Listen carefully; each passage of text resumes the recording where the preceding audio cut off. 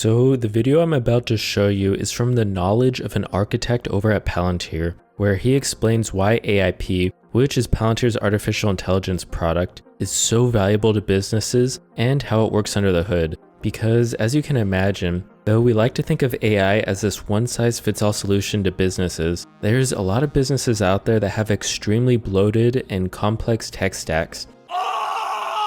So in theory, adding another software tool that uses AI on top of everything else would just be adding more complexity to an already existing system, right? Well, what's so unique about Palantir is that it very well might be one of the only companies that enables AI in production operations, making integration extremely easy. So I think this video is extremely important for people that want to get a closer look at what exactly AIP is and how it works. Because unless you're a business that has millions of extra dollars to give to Palantir, most normal people aren't really going to get a chance to look at how AIP works in action. So let's take a look. Sit back, relax, and enjoy.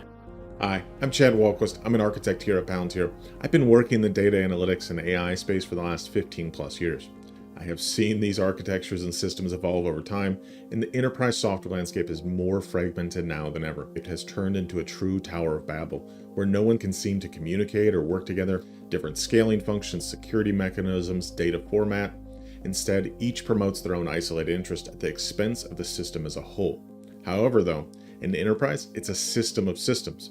I see some of the most viral posts online about these hyper-complex market maps, open source tools, and VC-backed vendors pitching their easy-to-sell box on someone's architecture diagram.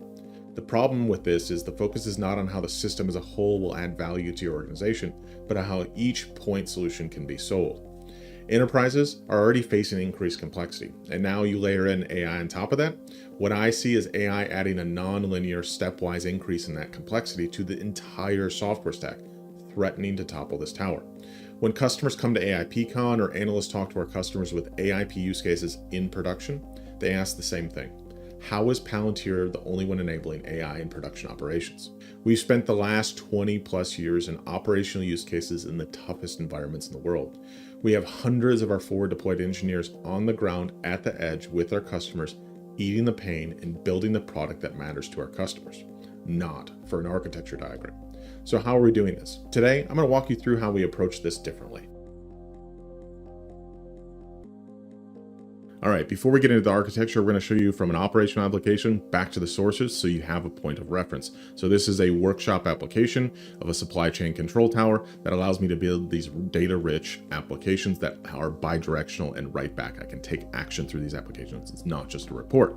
We also have AI agents embedded in here. So I have agents seen and looking as data is coming in through my platform and helping me reason through how to resolve different issues, whether they can do it autonomously or even exit and ask for human help. This is AI and human teaming. If we then look at those agents, you can see here, this is AIP logic. I actually have the ability to create system prompts. I give it access to tools. I can give it access to data. I can give it access to functions, or I can apply actions or take actions on my behalf. I can call forecasting functions, all of this in one interface. And I can then even switch out which models I want from a model catalog that I can populate with a default set, or I can even bring my own model endpoints or my own fine-tuned models if I would like. And then each logic block can actually use different models. So the right model for the different prompts, so you can mix and match and use them together. This is super powerful. And then if we look at Workflow Builder here, this is that same application and all of the ontology objects that it's using to actually represent this application, which is great.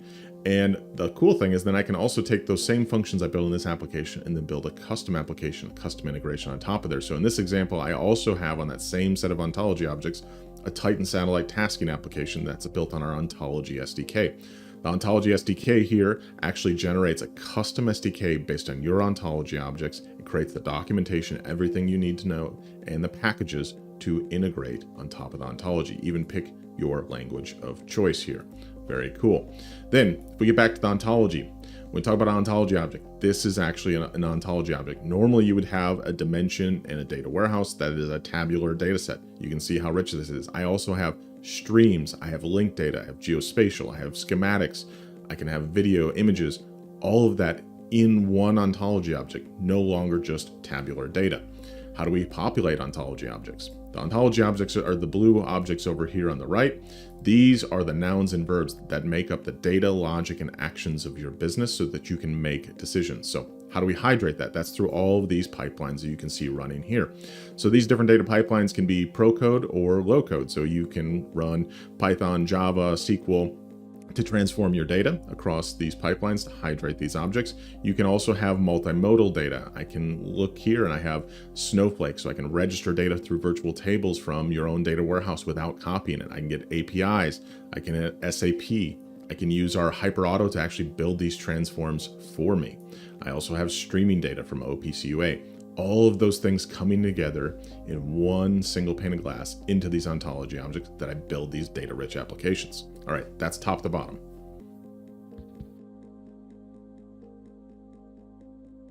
This is the Palantir AI mesh architecture. These 8 core capabilities are essential for delivering true enterprise AI at scale. Today, we'll explore how these components integrate and are interoperable with your existing landscape. Starting with outcomes in mind, we have a product building services. There are 2 main areas. First up is our pre-built AI products. We have AIP Now offerings that can be installed in minutes, integrated with your unique data, logic, and actions, and then customized as needed. This is an easy button for enterprise apps. We also have Build with AIP, a set of developer-focused starter packs to accelerate time to delivery of things like LM vision models to extract data from unstructured sources. It's pretty cool. For custom build applications, we offer a suite of tools for analytics, whether it be time series, geospatial, AI-assisted deep dives. Additionally, we provide operational app building ranging from low code to full pro code and even mixed reality. Our developer toolchain focuses on getting your work into production, whether through the Ontology SDK for fully custom apps or integrations, a marketplace to consume from or contribute to, or even integrated DevOps toolchain. The key theme here is building integrated AI experiences and getting them into production as quickly and safely as possible. All of the analytics and applications within AIP are built upon the ontology. The ontology is designed to represent the decisions in an enterprise, not merely the data. It addresses the core challenge that every organization faces, executing the best possible decisions, often in real time, amidst constantly changing internal and external conditions. The ontology facilitates deep two-way interoperability with existing enterprise systems. So this setup enables the rapid development of operational applications with AI teaming, in addition to conventional business intelligence and analytics workflows. Every decision can be broken down into 3 core components: data, logic, and actions. So we think about data. These are the relevant facts or truths about your world, the nouns and verbs of your operation that form the context for each decision. Then logic. This encompasses the organizational and business rules that act as the guardrails for your decisions. Each includes understanding of the probabilities of certain outcomes under different assumptions, past experiences in similar situations, and inputs from forecast and optimization models. And then actions. These represent the kinetics or the effects of a decision. They describe how the decision manifests in the real world and the detailed steps needed to translate a decision within AIP to a tangible outcome in a production setting. Okay, so by automatically integrating all these components, the ontology not only simplifies, but also accelerates the journey from decision making to real world action. This is key to enabling AI, as the ontology grounds LMs in the truth of your business operations and decisions. This is crucial because when you're modeling the digital twin of your business process in the ontology, it's not just data, it's a digitized business process that is the backbone of your operation, that also acts as the semantic layer for LMs to bring reasoning and automation capabilities. All of this is secured with a full audit trail, explainable chain of thought reasoning, and gives a level of transparency so that human and AI work together. This shared decision model is key to adoption integrity at scale. All right, moving down the stack from the ontology, we have data services, AI services, and workflow services. Let's dive a little bit deeper into the data services. We think of this in 3 main areas: connectivity, integration, and management. You can ingest and process in batch, micro batch, CDC, and streaming as a first-class citizen. So AI thrives on streaming data for real-time feedback loops, and we'll get into that more in the AI services in a minute. You have over 150 out-of-the-box connections, plus the ability to build your own connector. I have yet to find a system we can't connect to. Our HyperAuto tool automates data transformations, turning complex systems like SAP into usable ontologies within hours and days. Pipeline Builder, it's for multimodal data. Think of structured, unstructured, media, PDF, images, stream building, LLM processing blocks for inline context and reasoning. All of this on an ultra scalable infrastructure. All of these tools support data as code, allowing me to branch my data along with my code, versioning, lineage tracking.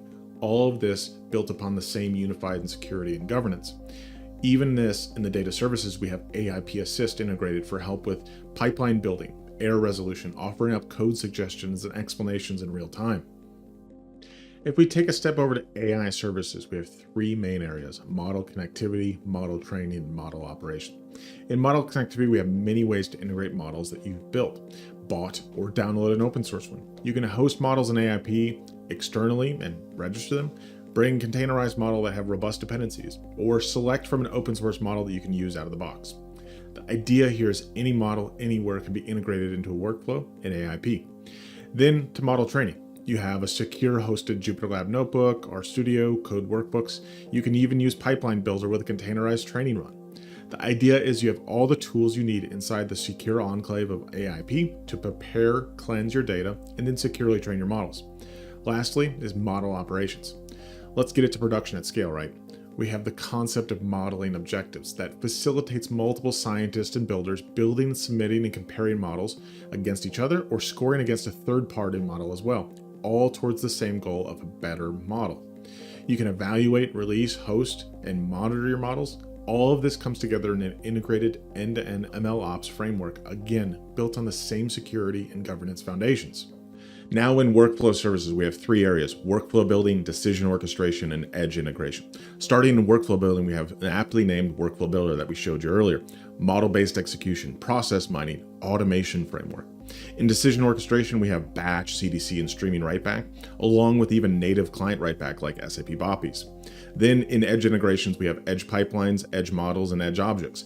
Bring your own device or Apollo managed devices. The idea here is we meet you where you are, and this is super powerful to model your business processes. Next up, we have security and governance, which spans infrastructure, platform, and enterprise security. This includes automated security patching, continuous monitoring, secure model hubs, role-based, marking-based, and purpose-based access controls, approval frameworks, and even granular audit and logging. And at the base is Apollo, a product we developed to deploy and manage software like AIP and Foundry. Apollo orchestrates hundreds of microservices, enabling quick deployment, updates, and even things out to the edge. This foundational layer ensures our forward deployed engineers can innovate rapidly and deploy new features for you at the edge, as we talked about before.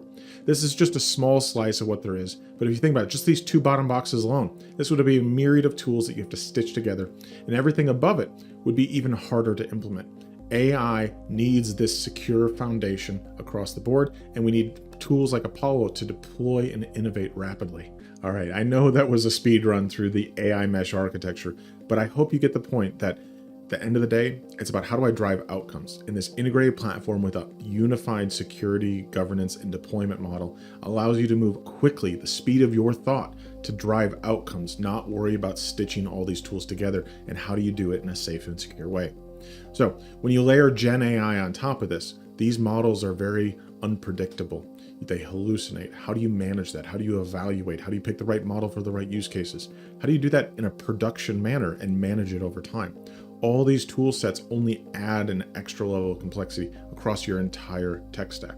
Now, this is where the AI mesh comes in because it also integrates with your existing tool sets. So we can integrate through APIs, SDKs. It's an unwalled garden for your enterprise. So at the end of the day, if it's not in production, it's not adding value.